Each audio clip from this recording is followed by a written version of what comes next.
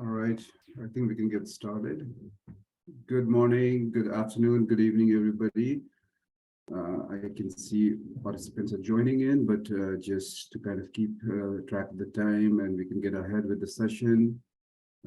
So welcome to the fourth session on the Learning Collectives initiative under the COVID-19 Delivery Partnership. For this, can we move to the next slide? Yeah, so for this session, the session 4, we have the theme around one plan, one budget development, learnings from Malawi and Sierra Leone, but we'll also start off with the overall global didactic on terms of one budget and one plan from the global level. Next slide, please. So just to reiterate and just kind of give a few, walk you through the objectives of the learning collectives that we established under the delivery partnership that was really focused to provide targeted support to the 34 concerted support countries. And the objectives was to consolidate and to share the lessons learned and the best practices and challenges with the COVID-19 vaccination to provide targeted support to the 34 countries, but also to cultivate a community of learning for the COVID-19 vaccines rollout and directly connect with countries with one another to maximize the peer learning. The audience for this initiative or the learning collectives was primarily, it was directed for national authorities at the Ministry of Health or at the government, practitioners like the state ministers, the director generals, the coordination of the national task force, but also the program implementers like the EPI managers and the incident managers, but also targeted audience was the one country team, which includes partners and at the country level, at the regional level, and at the global level. Next, please. So this, the concept that we started off in May was around a 6-month series partnership in partnership with the Project ECHO. And these are the sessions that we've had 3 sessions in the past. And as you can see, we have kind of structured these sessions around thematic areas. The first session was around vaccinating the priority use groups, mainly the elderly group.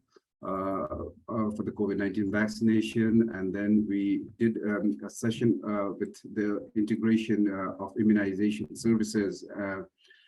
But we also had a previous session in July around demand generation and the RCC. And we've had different countries, sometimes within the 34 countries or even beyond, to come and share the lessons and the best practices and the learnings around each of these themes. For this session today, we have the best practices around the one plan and one budget, learnings from Malawi and Sierra Leone. And we'd like to thank the speakers who I will introduce in a few minutes, the presenters and the speakers for this session. And for the upcoming sessions, we have one planned in October and in November. You can see the date for October is October 18th. But mainly the discussion is going to be themed around humanitarian and fragile settings for COVID-19 vaccination. And in November, we have one session around the integration into PHC and the essential immunizations services. But with this, in the future sessions, we welcome the participants who are joining today to share their experiences. And if you have any topics around this theme, please feel free to reach out to us, and we'll be more than happy to welcome you in this collective learning collective forum to share your experiences on the best practices from your country.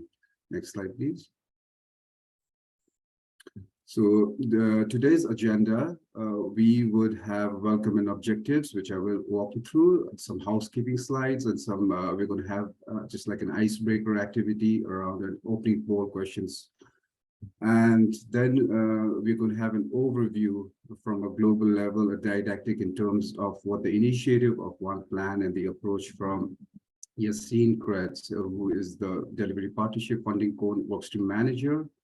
And then we have a few minutes for Q&A for this session and for this presentation. And then we jumped into the country one case presentation from Malawi. Dr. Gonsam Sati will be presenting to us the Malawi experience on developing the one budget, one plan. Then we have Q&A for 10 minutes, and then we move on to Sierra Leone, and Dr. Desmond Kangbai, the EPM manager from Sierra Leone, will be sharing the experiences and one budget and one plan from Sierra Leone. Again, followed by Q&A, and then we have a few wrap-up and closing comments before we close this 90-minute session for today. Next slide, please. Just for a few housekeeping slides, we have interpretation services in French. If you can see the icon on the taskbar, the globe icon, you can just click on that, and you can choose. We have French interpretation, so you can choose the language you'd like to hear, and if you want to only hear the interpreted language, you can click the mute original audio. Next, please. We also have the live transcription for English. Click on the live transcript and choose the show subtitle, and caption would appear on the screen. And to close the caption, you can just click hide subtitle, and you can have the transcript as you prefer. Next slide, please. For Q&As, for after each presentation, we will have a Q&A, short Q&A just for each presentation, but you can use the icon to raise your hands if you want to come in and ask your questions, but also we have the chat service, the chat box to kind of pose your questions, and I would be happy to kind of facilitate and bring them up for the discussions to get some discussion around the questions that you have requested. Next, please. For the recordings and the certificate, this session has been recorded, and your attendance is the consent to be recorded. The recordings, the PowerPoint, and all the resources will be available and shared after the call.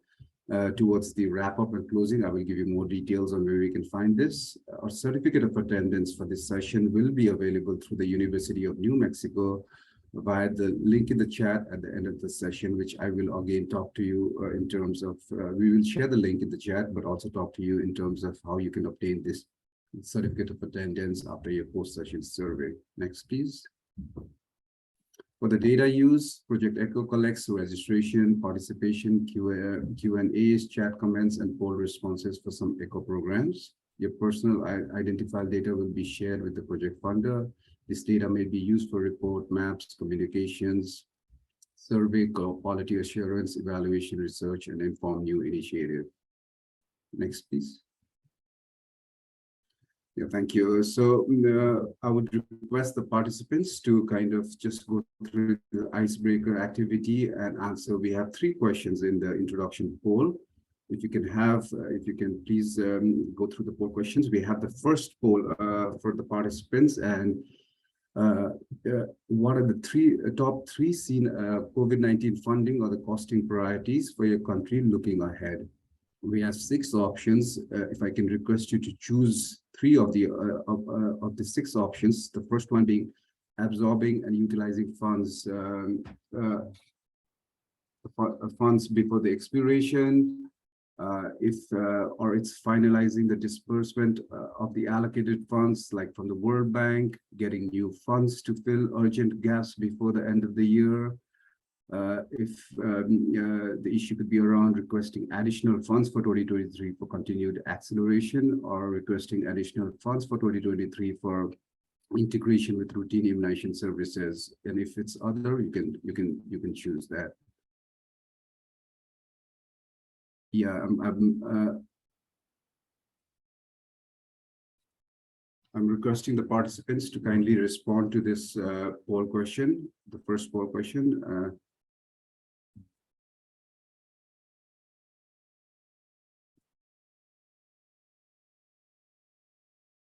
I'll give it a few more seconds.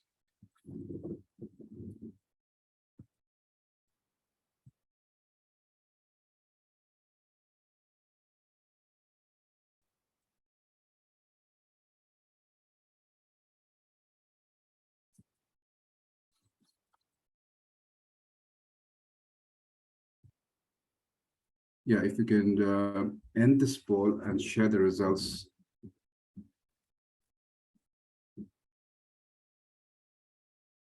Yeah, you can see the results for the first question in terms of what are the top three COVID-19 funding priorities in your country looking ahead.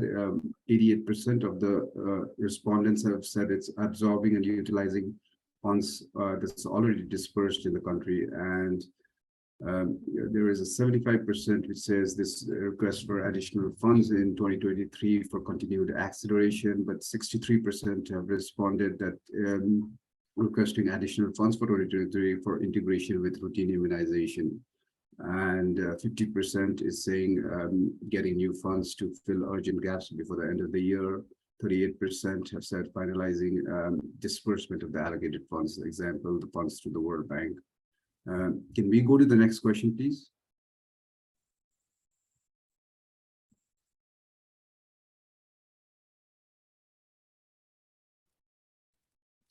Yeah, for the second question, I'm going to request the participants again to kind of participate in this question and respond to this question in terms of how likely is it that a country will require additional urgent funds before the end of the year. 0% if you think we have sufficient funding in the country, unlikely if it's 1 to 30% probability, likely if it's 30 to 60, very likely if it's 60 to 90%, and if it's more than 90% probability, certain. So I would kindly request you to choose one of the following responses that we have.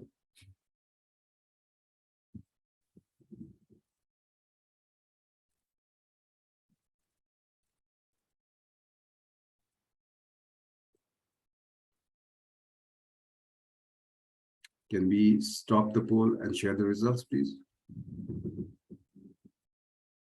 Yeah, so I think the responses that we have is 39% feel that it's likely that the country will require additional funds before the end of the year, which is a 30 to 60% probability, and 28% feel that they would not require additional funds because they have sufficient funding in the country.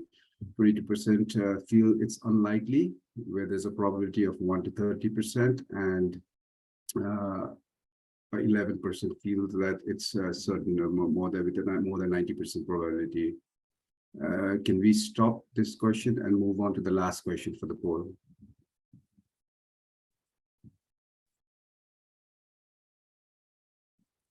Yeah, so the last question is pretty straightforward in terms of your country will submit a Gavi CDS application by the 30th of September. Is it a yes or is it a no?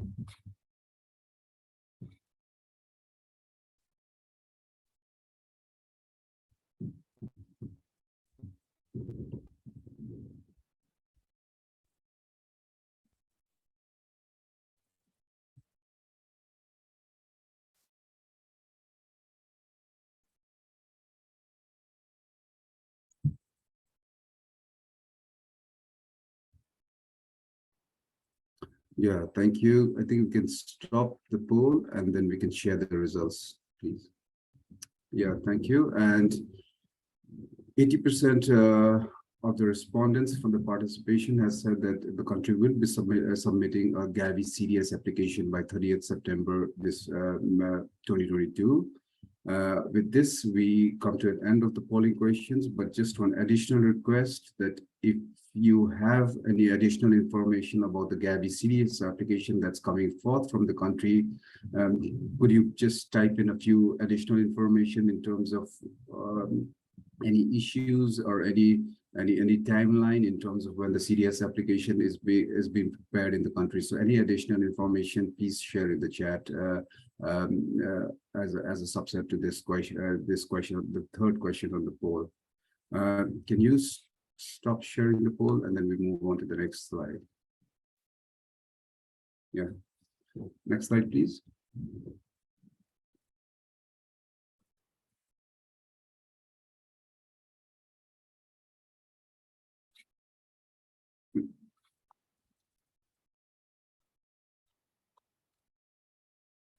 Okay, thank you. So we go on to the session. The first presentation for today is the big picture and the overview of the one plan and one budget approach. With this, I invite Mr. Yassine Kretz, who is the CoVDP Funding Cone Workstream Manager. So over to you, Yassine. Thank you very much, Santosh, for the introduction. So my name is Yasin Kretz. I'm the workstream manager within the delivery funding team of CoVDP. And I'm very excited today to give a short introduction as part of this didactic presentation on the one plan and one budget approach that we've been working on for the past couple of months. So in today's presentation, we'll give an overview of the motivation and context to date on the one plan and one budget. We'll go through the goal and the value add of the one budget. We'll share some guiding principles that we have drafted around the one budget, and then we'll share a status updates on where we are in terms of technical assistance provided, draft one budget refined. So we'll give a quick overview on all this topic. Moving to the first part, which is the motivation and context. So moving to the first slide.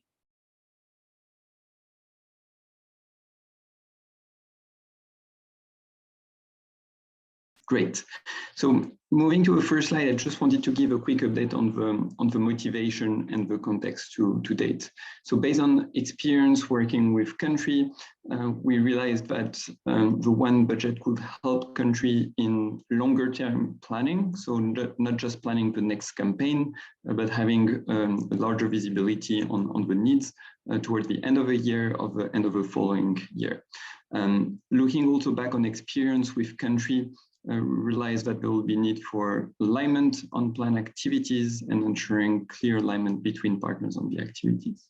From the funder side, realize that there would be an opportunity to reduce transaction costs based on experience of funds dispersed to date, but also ensuring a more transparent and coordinated delivery funding process across the different partners.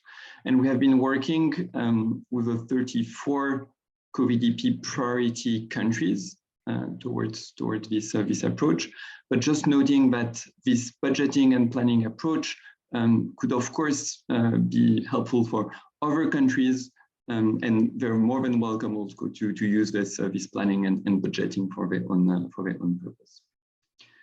Now moving to the definition. What do we mean by one plan and what do we mean by one budget?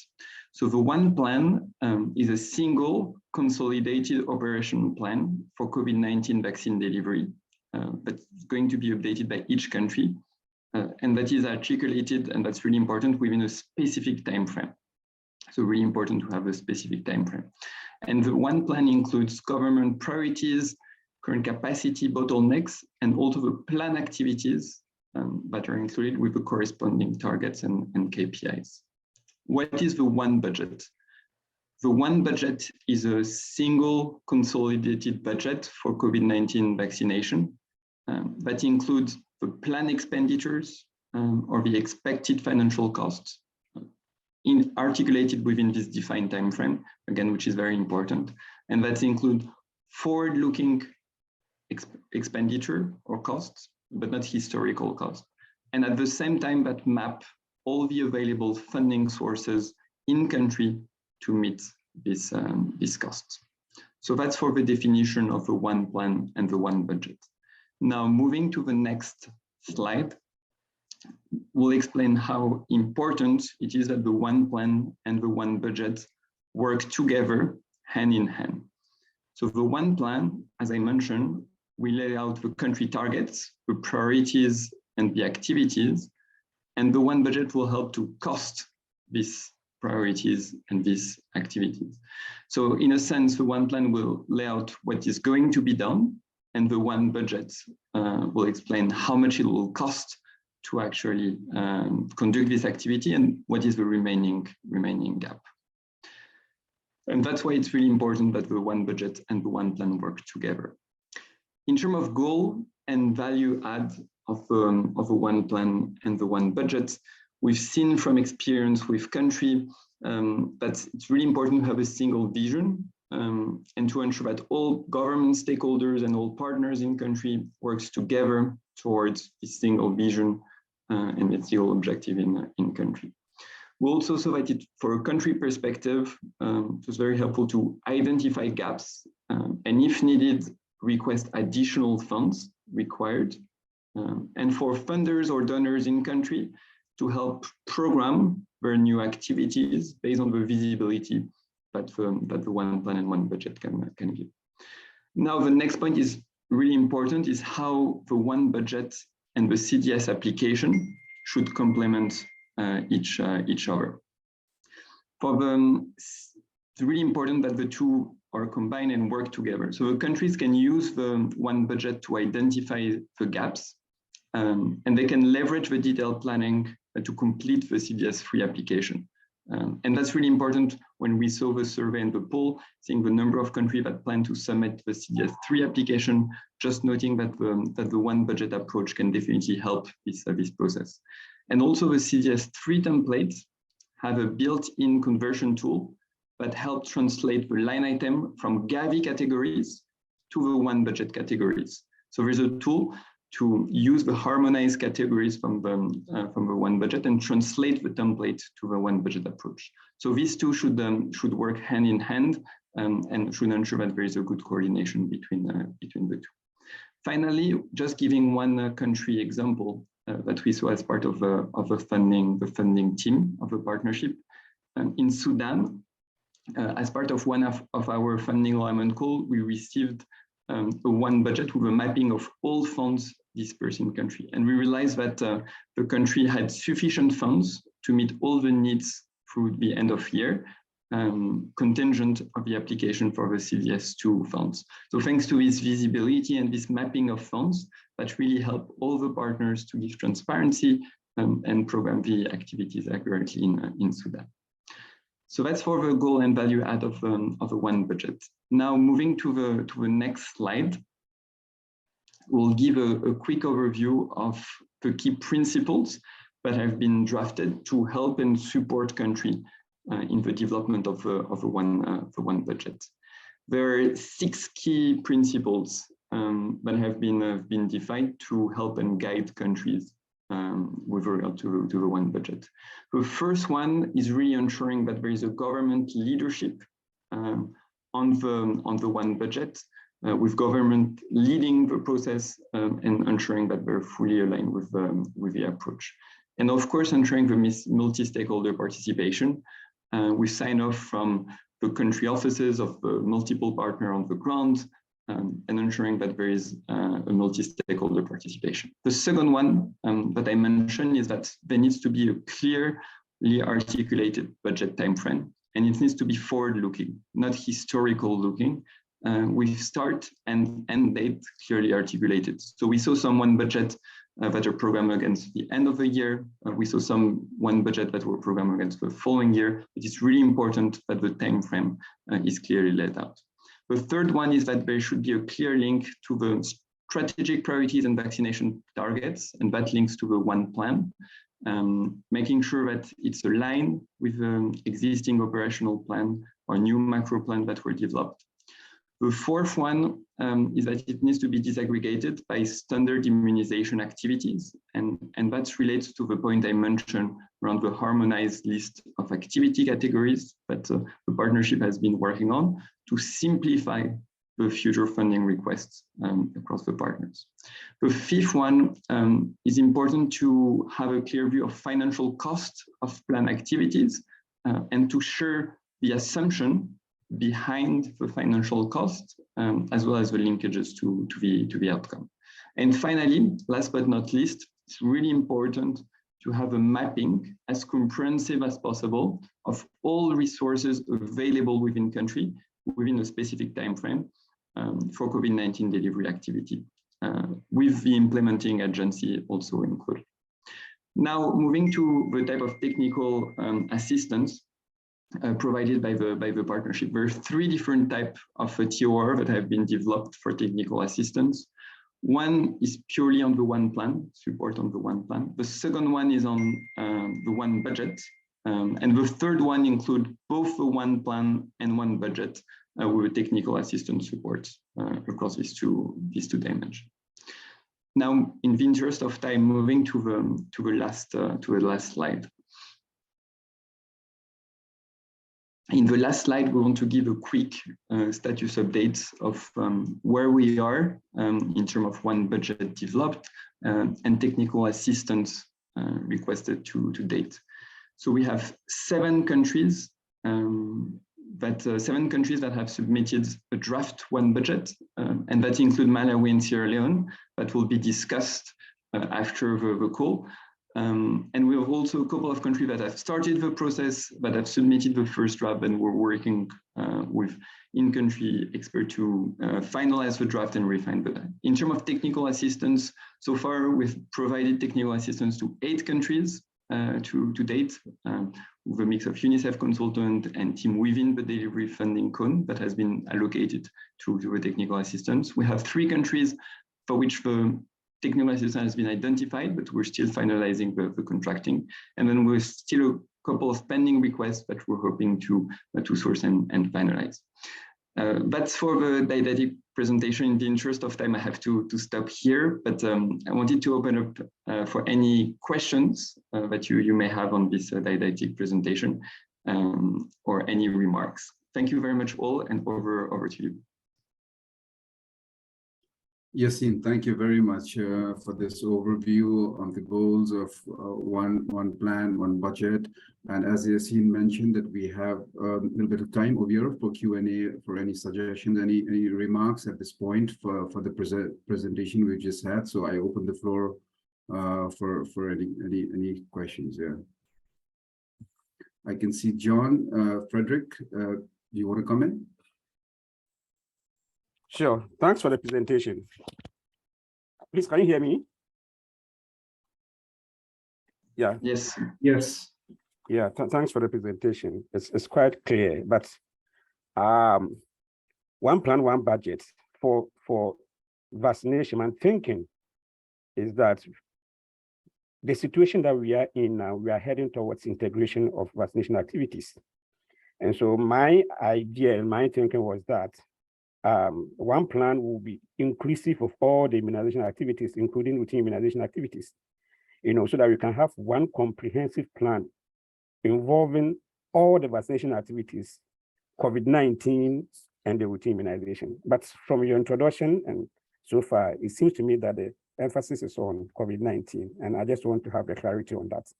Thank you, and over.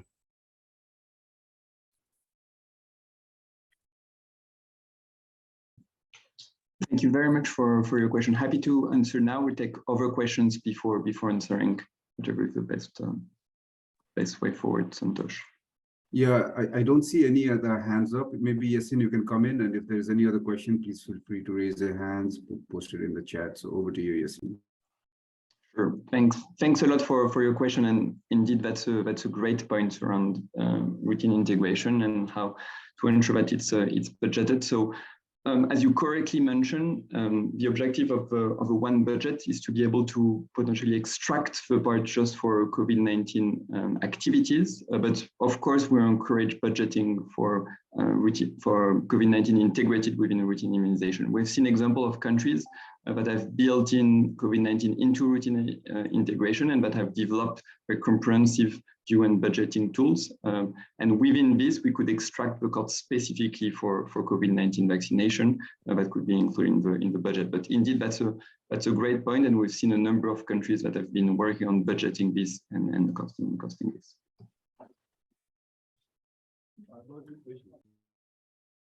Yeah, thank you so much, Yassine. Do we have any other questions for this presentation? Yeah, Georges, over to you. Thanks for the presentation, very clear.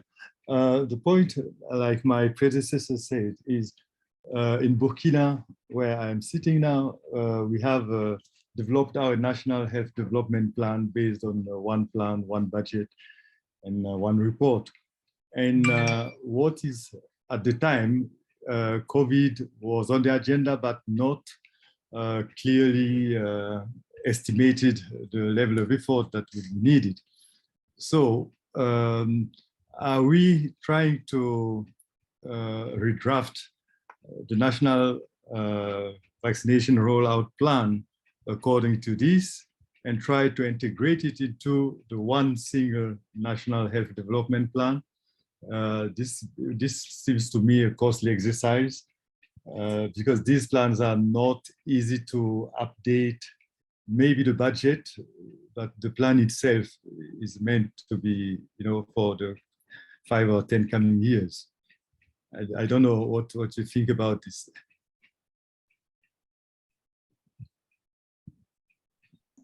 If you want, Yassine, I can you hear me? Then I can try to answer this. Benjamin Schreiber, I'm leading the work on funding alignment and for the CoVDP. And I think, George, it's a really good question. It's not an easy answer, but I would assume that given that if you need to update your national plans from time to time, because we want to integrate COVID vaccination into a routine primary healthcare system approach. And you also have other antigens that are probably coming online, like malaria, that you do want to probably reflect, but you don't have the full idea of how much it costs, etc. But I would assume that there are processes in place, even if it's difficult, but it needs to be it needs to settle into the national health accounts and into the national health plans somehow. Because if not, if we keep on budgeting COVID vaccination outside these national health plans, who are treated as outside, it's very difficult then to really integrate it into the routine system.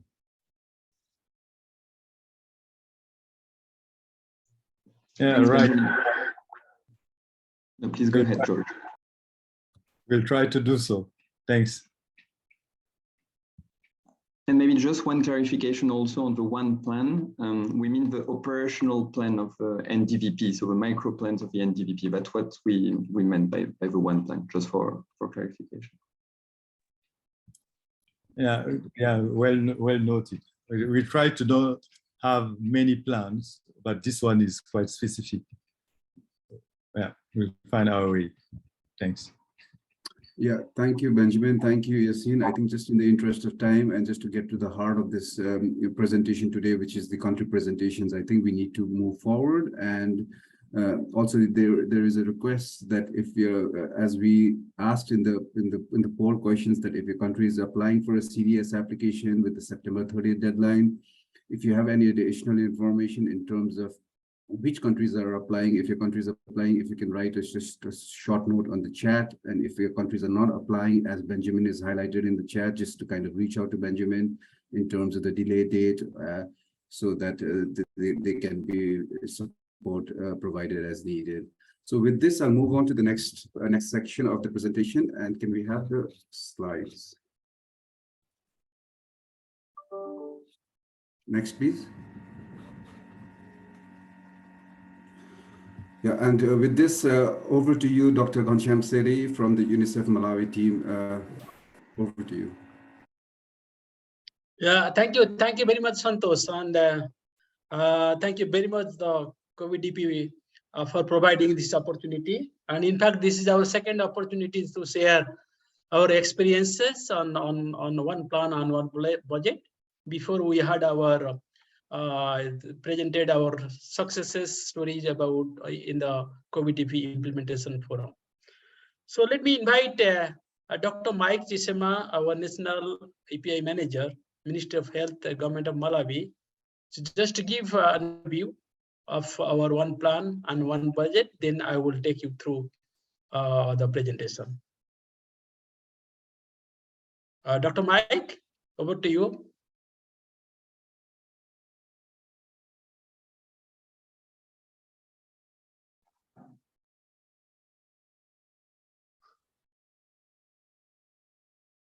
Sorry, I just heard from him. He has some problem with his mic.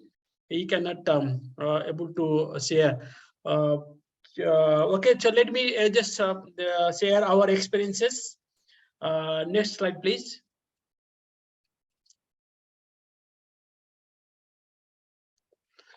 Yeah, thank you again. As you know, our one plan, one budget is a long-term, dynamic and adaptive planning tool for COVID-19 vaccine deployment.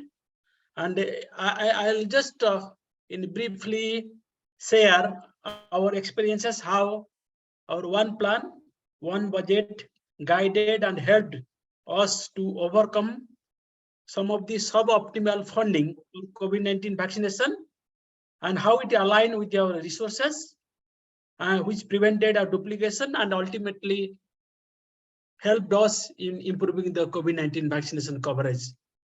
And you see, this was the situation in June 2022, when the high-level team from COVID-19 vaccination delivery partnership visited Malawi.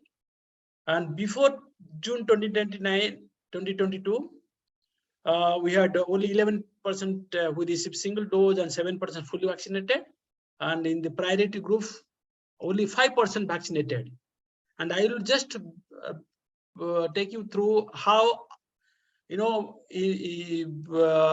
after the visit and mission of the high-level team, within 4 months, the coverage has been doubled. Means now our fully vaccination rate is 14%. It has moved from 7% to 14%. And also the elderly and the high priority group vaccination coverage increased 3 times, around 15%. And as I mentioned, we were having some fun, but our major issue were some of the external factors. We had quadruple emergencies with the expanding cholera outbreak. You might have heard about, we had the re-emergence of the wild polio viruses. There are 2, and with more than 6 polio viruses with Mozambique. We had post-flood and cyclone emergencies, and now measles is, there are measles outbreak, and the same health worker, they're being involved in all these emergencies, and they're overstressed. On top of that, we had a lot of short shelf-life vaccines available that time, and also a significant data block of up to around 40% data we could not able to get from the field communities. And that time we didn't have one budget. So what we did after the next slide, please.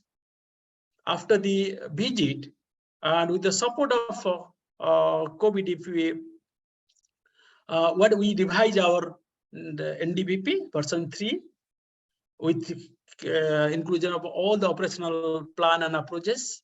Then, though our last resource mapping was more than 6 months old, still we try to map the resources. And now the new resource mapping we have started. And what we did in this NDBP 3 and the budget, we plan and budgeted the remaining campaign, as well as all the delivery modalities and strategies, starting from June 2022 to June 2023, where we are targeting to vaccinate 70% of all our population, which is around 14 million people. So these are some of the component.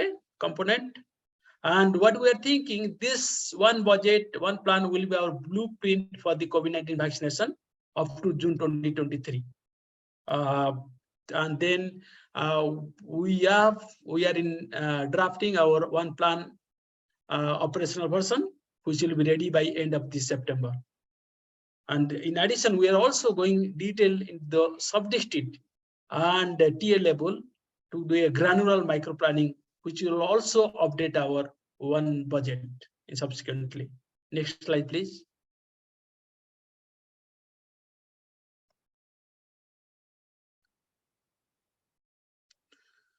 So then, in terms of our how did we go and develop this one plan and one budget?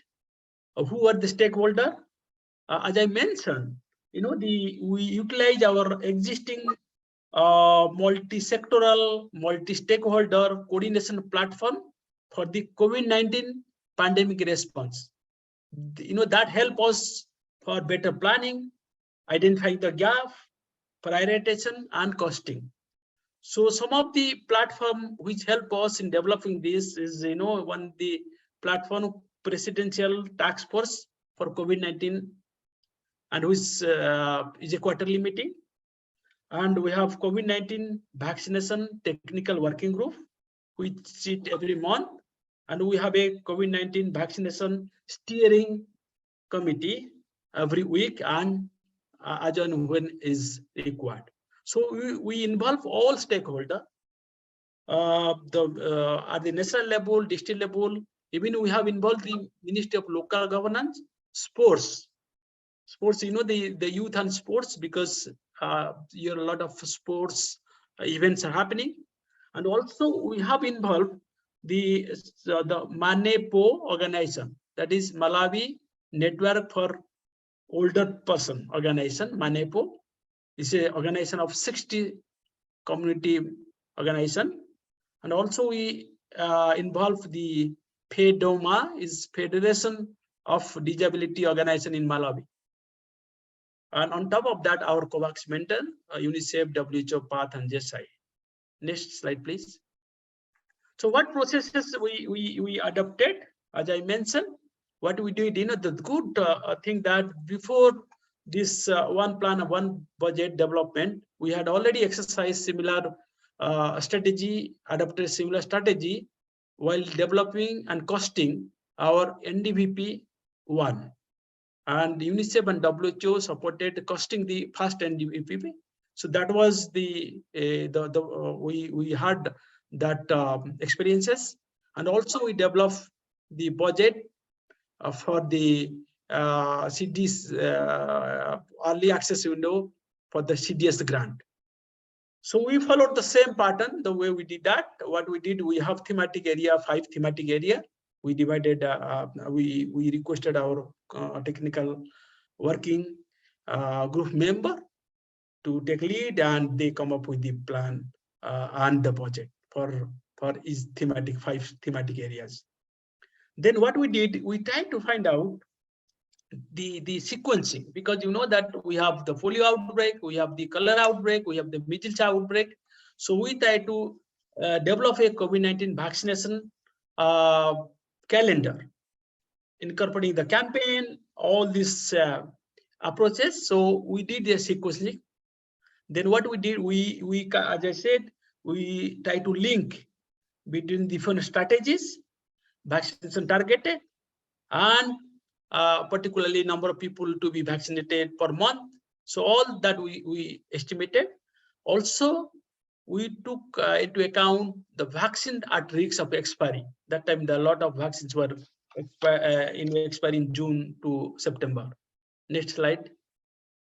So what support we received from CoVDP? We are very happy to share with you that actually the turning point of or the key milestone was the high-level mission visit to Malawi, who made at the His Excellency the President, to all the stakeholders, and that actually kick-started our one plan, one budget development process. So that one is the high-level mission support that we have, advocacy support.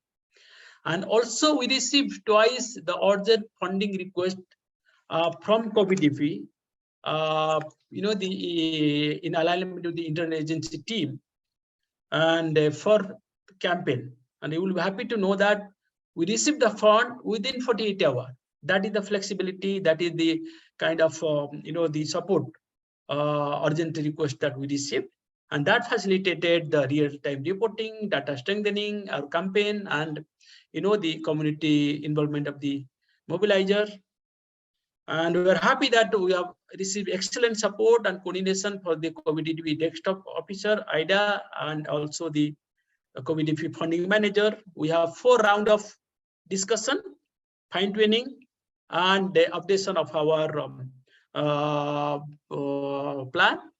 And now we are still ongoing, around 90% we have completed, and it's going to be finalized end of this month. Next slide, please.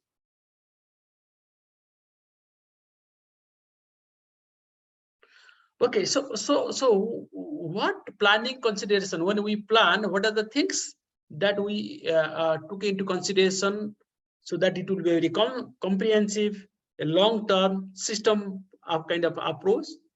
What he did, we took note of the the incentive or launch allowances per diem of not only the vaccinator and team leader, also the community mobilizer. They are key, and also the vaccine and waste management safety personnel. So that kind of detailed micro granular level thinking and planning we did initially, and also the involvement of our religious leader, faith-based organization, and change agents. Then, in terms of supervision, what we did, we tried to plan and budgeted for supervision at all level. All level means starting from the presidential task force to the parliament, member of parliament, to the ground level, the district and sub-district level supervisor. Then this is very critical. What we did, we plan and budgeted for inter-district and intra-district transportation of the near expiry vaccine. You know what we did? We distributed vaccine to around more than 900 health facilities. But when it's the near expiry, we recall back, keeping in mind their capacity to vaccinate, utilize. So that is also very, very important to plan and cost. Then we also innovatively plan and budgeted remote temperature monitoring device for monitoring vaccine cold chain, and also expansion. We also plan a budgeted expansion of cold chain. Yeah. What we did also, we see that though for the tracking and fully immunizing the people who have received the first dose, we also plan a budgeted home visit for the tracking of the defaulters. Then data entry, validation, verification, because still we have problem with 30 to 40% of data non-transmission from the community. And of course, AFI. Yeah. So as part of our system strengthening, what we did, we plan our digital health solution for a real-time data reporting and monitoring. Initially for this COVID-19, now it's helping our cholera outbreak response, vaccination, polio, our measles campaign, also this SMC reminder. And then all in all, the easy win was because of our previous experience of conducting NDP with the similar exercise for the NDPP 1 and CTS early access window. It was easy for us to develop a quick one plan, one budget. But the struggle is basically the resource mapping that we use. It's an old one, more than 6 months. So getting the actual funding gap is a challenge. Next slide, please. Dr. Ghanshyam, I'm just going to interrupt you over here. I know it's such good information that you're sharing, but just in the interest of time, can we have 2 more slides, but can you finish it up in 3 to 5 minutes? Yeah, sure. Let me do that. Yeah, so thank you. What we'll do, what we did, as I said, we link our strategy priorities, our strategies with the target. As I said in rough, what we did, our 4 major key strategies: routine fixed site, temporary fixed site in prayer houses, university and mall, then mobile team, then door-to-door campaign. But most of the vaccination that is happening through the door-to-door campaign, particularly the older age, the priority group, and disabled people. Next slide, please.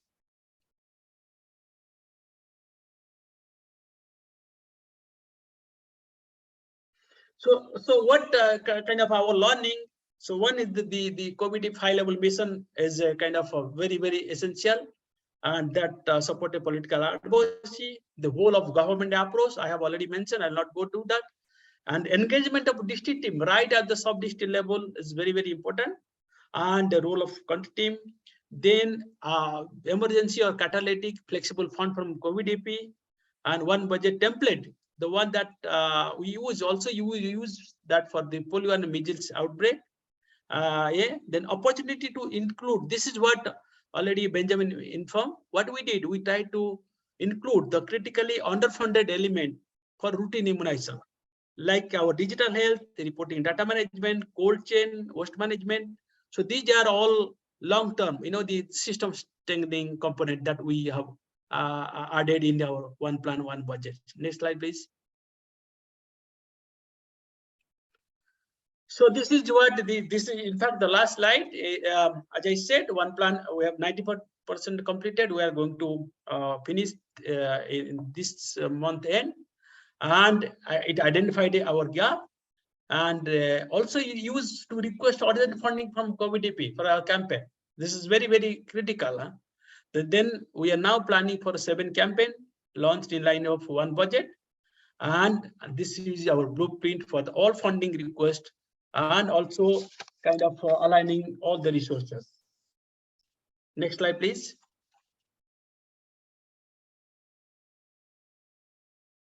Yeah, just to share that all our success story, innovative story has been published in vaccine.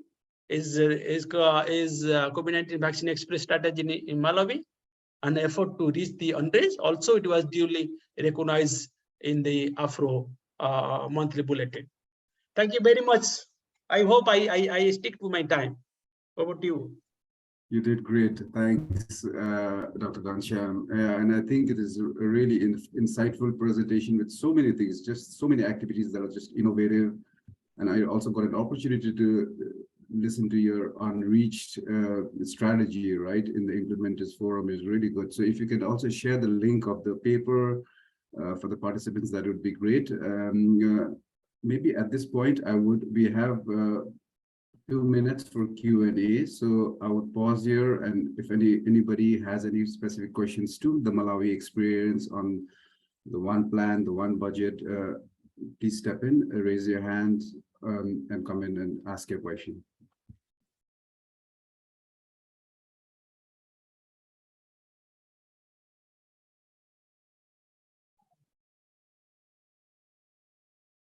Yeah, Georges, over to you. Rather, congratulations, because in our country, in Burkina, we tend to have like a vertical API program, and I see what has happened in Malawi. It's thanks to multi-sectoral or high-level involvement in different sectors, Ministry of Finance and others. Here we are mainly relying on campaigns and no appetite for integration and long-term planning. So I take it from you. We'll try to move our agendas forward. We'll see. Thanks. Thanks for the great presentation.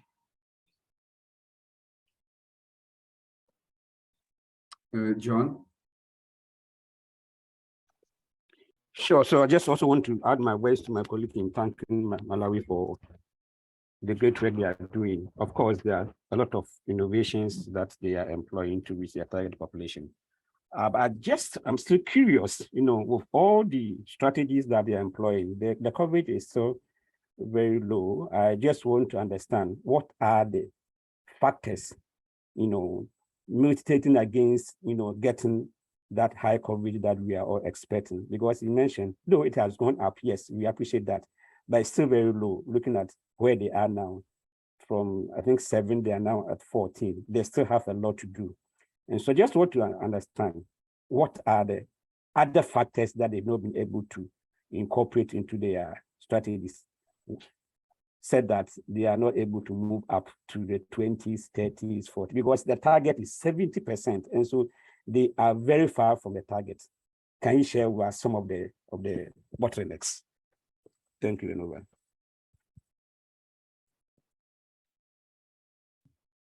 Yeah, Dr. Ghanshyam, do you want to go ahead? Yeah. So maybe what I'll do, the first one, the multi-sector approach. Thank you very much for asking this question. This is critical. What we did, as I mentioned, the presidential task force that was overseeing the COVID-19 pandemic response. What we did, and it has all the ministries, starting from sports, justice, Minister of Gender, Disability, all the, you name, there are 7 ministries under that. So what we did, we reached out to the co-chair of the presidential task force, or response under the COVID-19 pandemic response was COVID-19 vaccination. So we raised the profile of this COVID-19 vaccination program up to that level, presidential task force. That's why automatically, because there was a platform, all the ministry they were involved. So that was the success why we could able to reach out to so many ministries. And about low coverage, yeah, exactly. Whenever we say that is the main question. Let me explain you the story. You know, as I said, we started in March 2020, 2021, and now it's around 18 months. Initially, you know that there was issues of the availability of vaccine, but later when we have a lot of vaccine, then we have started with the flood emergencies, then polio outbreak response, outbreak, then cholera outbreak, then measles outbreak. So what is happening now? All our campaign are under, we have the targeted health worker. So all the campaign, we are having OCB campaign, polio campaign, measles campaign, so and COVID-19 vaccine campaign. So all campaign, they are targeting the same health worker. In fact, there is a fatigue among this health worker, and they are overstretched. Not only they are doing the campaign, also they are working on that. So that is one of the key. And second, as I mentioned, what you are doing, we are thinking that it's 40% data backlog. Because you know what is happening, because they are going door to door, they're vaccinating, but unable to report timely to the health facilities. So what we are doing data validation, verification. So we are hoping we will have additional 30 to 40% people who are vaccinated but not reported. So in short, yes, competing priorities, lot of emergency, and also that data backlog. These are the key major, kind of issues that is impeding our the speed and of the coverage. However, as I said, after June, we are picking up. In fact, the coverage has gone up by double. Thank you. Thank you very much. All right. Thank you, Dr. Ghanshyam, for kind of giving us the response to these questions. There's a few couple interesting points that Laura has made in terms of your digital innovations to kind of reach the elderly populations. You know, if you had some comments on that, if you could type it in the chat. And there's also a point that's made by Joyce in terms of if countries are running, if integration is not an option or not an alternative in some of these countries, right? You know, so I think that's really a big discussion that we can have. But we have a session in November lined up just around integration, and we'll probably invite two countries in where integration is worked very well, or where a country that's facing full challenges in terms of integrating this with routine immunization and with PHC services. So more to come on that space on integration. But I think just in the interest of time, maybe one last question from Imran, and then we move on to Sierra Leone. Thanks, Santosh. Thanks, Santosh. Thanks a lot, Shadir. Very interesting. And just linking with the previous question, just want if you can clarify that the one budget you have developed, is it a activity-based budget like for the campaigns, or does it also includes, for example, you mentioned the challenge of data backlog, that in that one plan and one budget that activities to address the data backlog and funds required is also part of that one? Over. Yeah, thank you, Imran. In fact, if you see my third slide, this has a plan, a budget for all the 4 key strategies. One, the routine immunization, particularly vaccination at the ART clinic, non-communicable disease clinic, and tuberculosis clinic. So we have people there. So we have planned and budgeted for the routine vaccination, including the NCD clinic, ART clinic, and tuberculosis clinic. And second, we have something called operationalization for additional temporary vaccination site in shopping mall, in churches, in mosques. So these are also planned and budgeted. And third, also, as I said, we have the campaign, door-to-door campaign. So we have, and on top of that, for data specifically, what we are doing, as I said, we have this innovative solution for the through Rapid Pro. Then we have established a data command center, which they are regularly on call center. They are reaching out to the health facility. And then third component is what we're doing. We're regularly doing data verification, validation, involving the data clerk from the health facilities.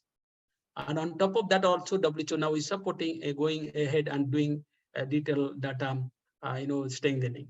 So yes, this is a complete budget for not only the campaign, not only the routine, also for the long term like system approach. Like we are also expanding on the cold chain and waste management component. Over. Okay, thank you very much, Dr. Ghanshyam, for all the responses. There is a few more in the chat. If you can just go through the chat and kind of respond to some of the questions and queries in the chat, that'd be super helpful. And really, thank you for your time, and thank you to the Malawi team kind of putting this presentation together, to sharing the slides with us. Very, very informative and very, very insightful. Thank you so much, Dr. Ghanshyam. Now, just in the interest of time, we move on to the next slide, and I'd like to invite the Ministry of Health from Sierra Leone, Dr. Desmond Kangbai, to kind of walk us through this, through the experience of one budget and one plan from Sierra Leone. And Dr. Desmond, I know just we have 15 minutes for the presentation. We have a couple of slides. Maybe if you can deep dive just into the one country, one budget plan, that'd be super, super helpful to kind of open up for questions. So over to you, Dr. Desmond.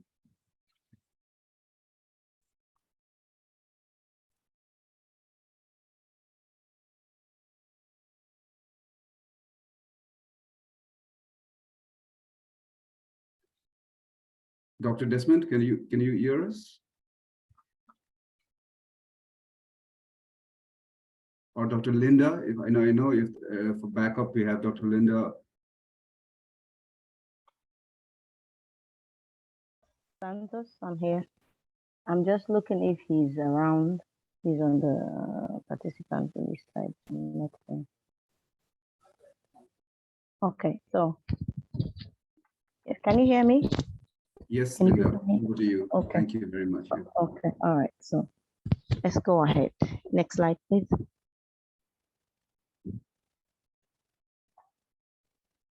So we had a NDVP COVID-19, which was done in December 2020.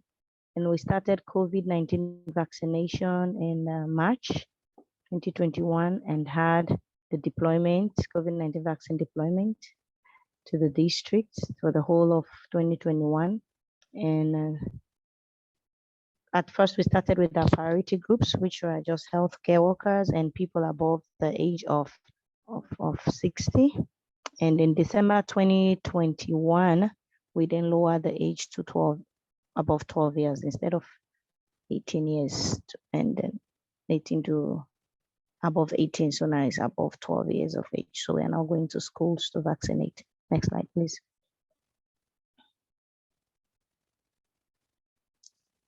Next slide. Okay. So that's just what I said. We started in the first phase, which was priority groups, prioritizing healthcare workers and those elderly, and phase 2, teachers, armed forces, the police, people with comorbidities. And phase 3 now is phase 1 and 2 combined, but then with the addition of lowering the age to 18 years, and phase 4, which is now where we are, it's greater than 12 years, and then in the introduction of booster doses.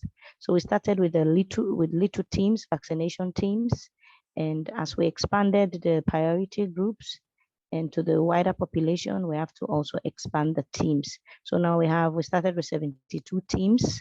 These teams were apportioned according to districts as well. And now we have 1,385 vaccination teams right across the country, which does outreach, vaccination facility services, and also mobile vaccination sites. And then some PHUs are actually doing static as well. Next slide. So what helped us is the surge activities, which is just like an intensification of outreach, like a campaign. But this is done in every district, every chiefdom with the teams available.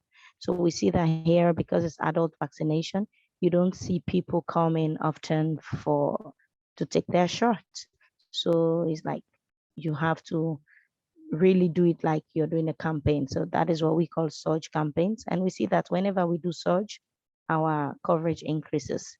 So we've been doing surge. When we started, the days were like 20 days when it's just started to encourage people. Now we alternate between 5 and 7 days, but like we do it on a monthly basis, sometimes twice a month, so that we can get our targets. Next slide. So as this is as of September 18, this is where we stand. So we've received over 4,239,785 COVID vaccines in the country. No, sorry. It's 6,764,250 vaccine doses have been received so far in the country. And then out of the 6 million, we vaccinated 4,239,785 have been administered. And these are our target groups, ones that have received 1 dose, over 3 million people, and which makes it 62.4% of the target population for those with 1 dose of the candidate vaccines.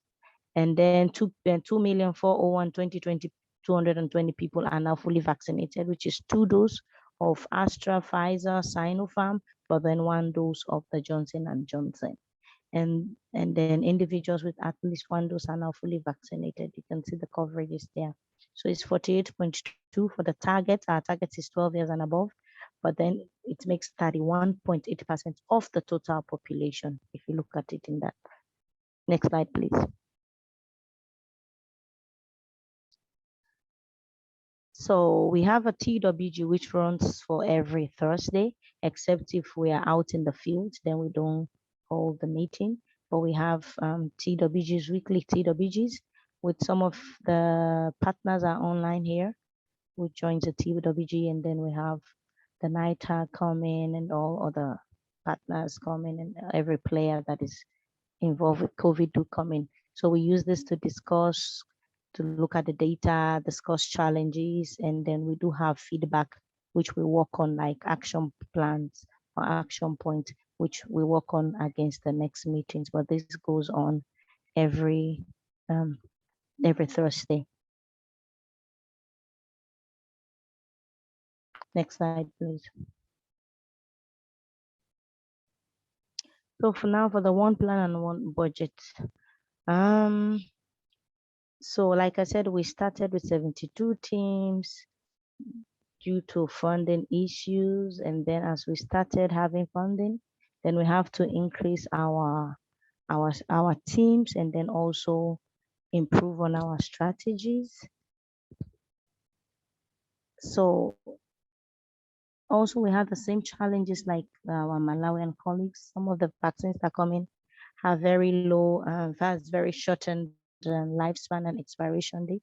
So sometimes we are under pressure to also really work harder or really work overtime, even with the surge, because sometimes some vaccines are going to expire. So we do like surges twice a month so that we make use of those vaccines. So these are just talking about how we scaled up, and then the vaccines received from COVAX. And sometimes we have bilateral donations, countries donating. We have the one from the World Bank, using the World Bank money to procure some vaccines, the ones from COVAX, and then the bilateral from like the US government and some other countries as well. Next slide, please.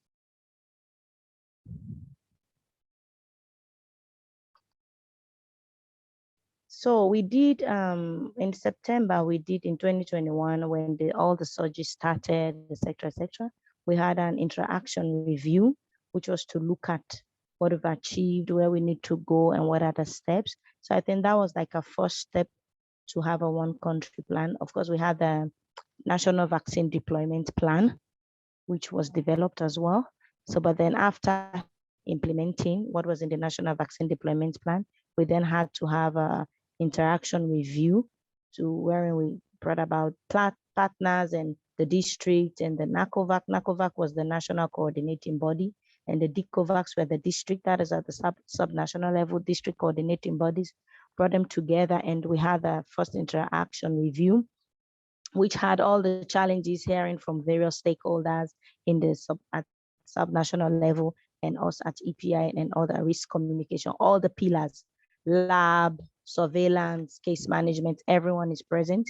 And we'll have presentations, achievement, what are the gaps moving forward. So I think this was the base, actually. This formed the foundation for the one country plan, this first IAR.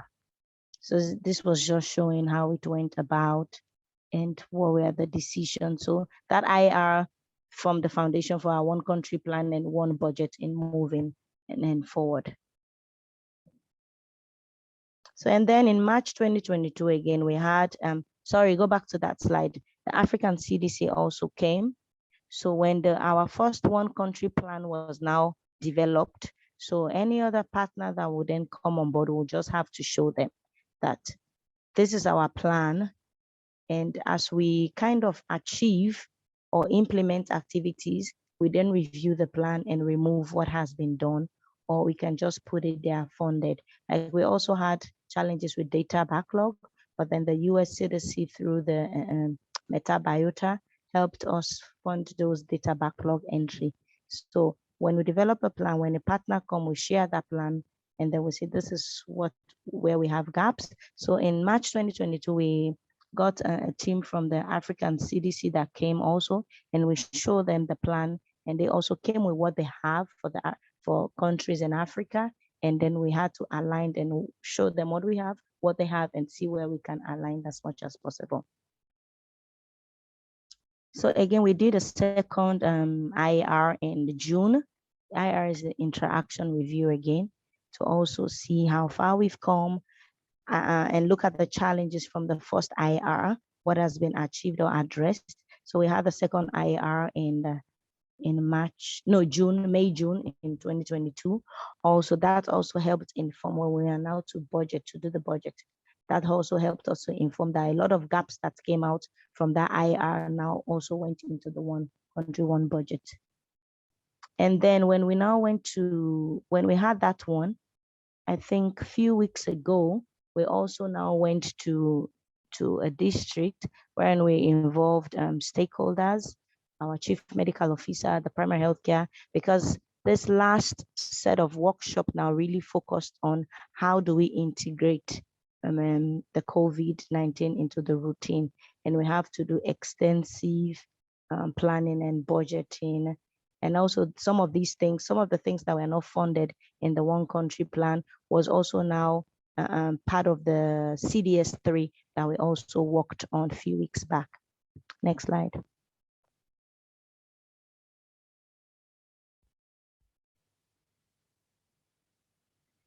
So these are the cost drivers and mainly the activities. So the service delivery aspect, which is like the vaccination, the outreaches, the vaccine safety, the AFIs, leadership and coordination, cold chain, because we still have some PHUs without, and if we want to routinize, we want every healthcare facility in this country to be offering COVID vaccine. So we had to look at, we've made a lot of gains, to be honest, using COVID funds to bridge some gap, but we still have some, but we can now boast of like over 50%, close to 70% of our health facilities have cold chain. We are grateful for that, but we still have those little gaps. And then so when we made now the one budget, we had fundings that were with WHO under CDS, and some of those activities that were funded or underfunded still appeared, but then we had to budget for the gaps. And like I said, these are the cost drivers and what is under World Bank, what is under UNICEF, what is the CDS1, CDS2 support. And also we had the emergency request that was made available, the supplementary budget, what is under Global Fund. And some of these gaps are all here listed. And some of the money received, we had a target that, okay, we can use them for the end of the year 2022. And that is what we are currently doing. Still continue with that such, because we have a target of 70% to reach before the end of December 2022. Slide.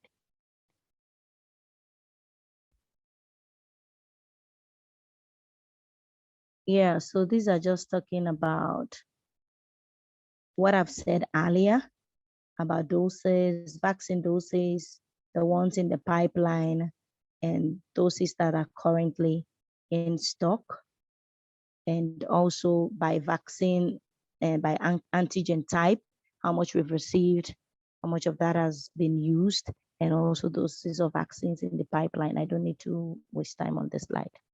Next slide, please. So the approach was multi-stakeholder engagement. Each team, like we had a risk communication, do their own bit. We had to like share the workload. It wasn't just EPI. Service delivery, we had to go into work groups and then identify problems and, you know, identify share opportunity in country and best practices as well, maximize efficiencies and effectiveness, and then had a one plan, one budget as a dynamic tool for health system strength and support mapping. Next slide. So looking forward, the review is still going on. Imran can serve as a witness to this. We were really under intense pressure to submit. So they'll come back and forth with some gaps, and then some will say, okay, this is duplicated, and you see that. So where there are errors, they'll always get back to us, and then the clarifications can be made. So we are looking to integrate into the routine program and to scale up as best as for our priority, because we still have to scale up in our priority population as guided by SAGE. Next slide. Thank you very much. I want to acknowledge these partners that have helped Sierra Leone up to this point and that will continue to help us. Thank you very much, and over. Thank you so much, Dr. Linda, for stepping in and giving us such a fantastic presentation from Sierra Leone, sharing your experiences around just the program and also around walking us through in terms of the draft development from September through June, and now you have a final draft of the one budget, one plan. It's really good to hear that, and it's also kind of really an integrated approach with the multi-sectoral development, right? So at this point, maybe I'll pause here, and then for any participants to come in and ask questions for the Sierra Leone team.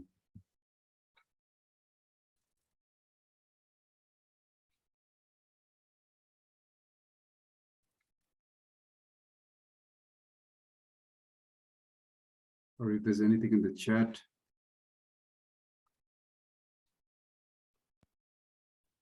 Yeah, while we're still, maybe I don't see any hands raised at this point, but maybe just for Dr. Linda, I just wanted to kind of understand, right? You have a plan that was developed, like it's a finalized plan. It's the finalized plan of the one plan, one budget. You've done it with the involvement of the African CDC, and it seems to be like a robust plan with costings and everything included in the plan, right? Just wanted to know that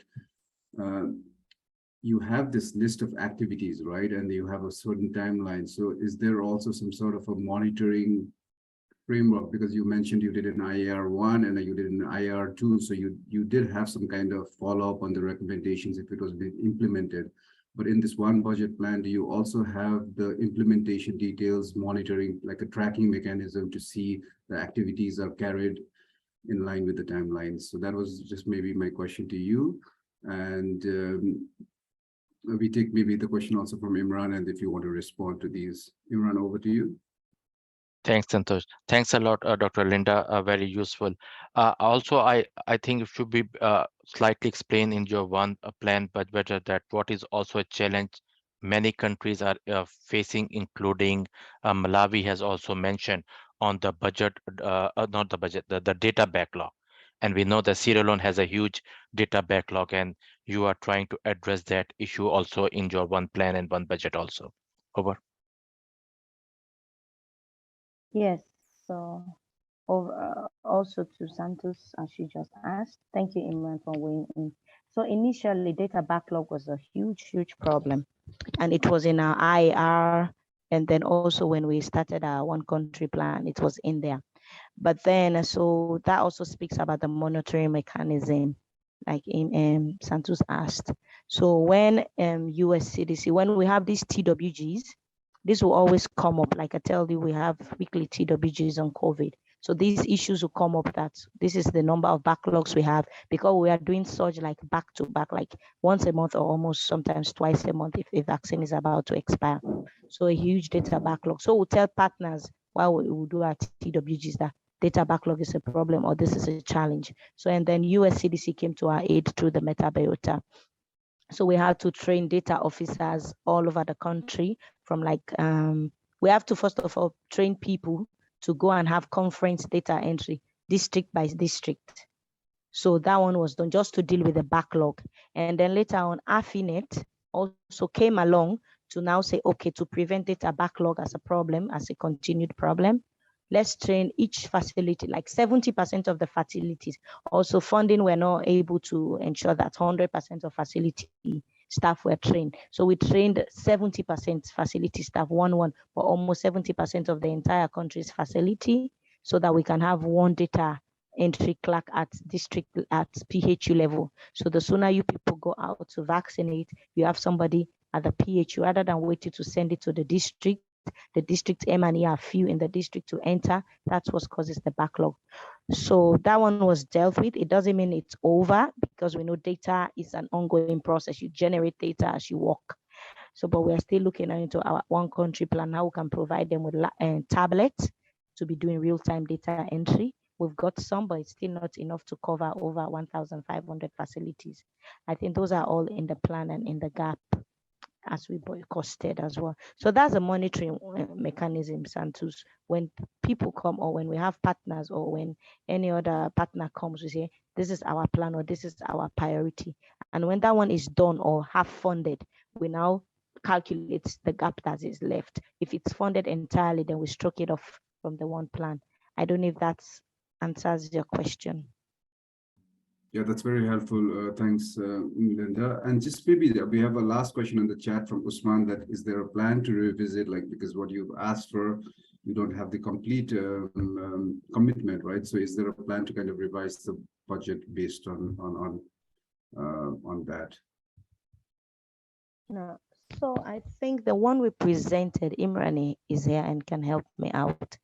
We have, it's costed and we put all the partners, what we have under CDS, what we have under other partners as well. So that gap is where the one country can fund. And also some of those ones that were in there, because we planned for, like our Malawian colleague, we planned for routine and everything. So we know the one country fund might not be able to fund everything, but we just went ahead and planned. So whenever even from CDS, some of the things that we're now, when we did the CDS 3, because we've submitted, some of the things that were now not funded under the one country plan came over to the CDS. Over. Yeah, Santosh, just to add on Linda's ones, the Sierra Leone has developed this one plan and then costed it as a one budget. And then whatever various funding sources were available in the country from the various partners were also incorporated against each activity. So that's why what she has seen the slide, that contributions from the World Bank and everyone was there. And then they found that which activity has a funding gap. Now, recently, based on that one, the country is in negotiation even with the World Bank to reprogram their some of the fundings, that to see where the gaps are and where they have already covered, so the World Bank can reprogram their funds. They are in touch with some other donors now who are coming. So this has become a very, and it's not a fixed budget. It's a kind of live document.